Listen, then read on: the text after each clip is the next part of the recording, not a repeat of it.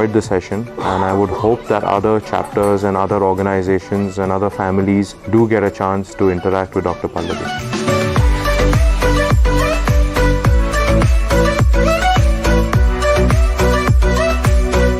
I love the games and how we did it because it really gave a fun way of letting us interact with our parents.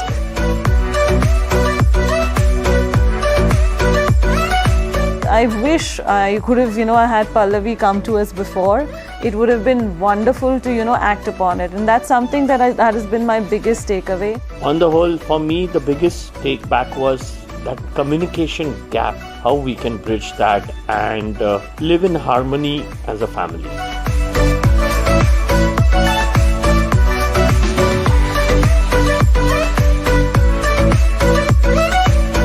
It was really innovative and symbolic of what happens in real life.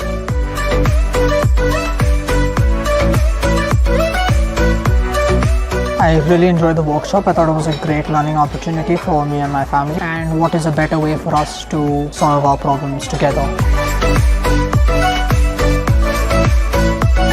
I'm just going back with a different thought process and a different mindset of being a parent.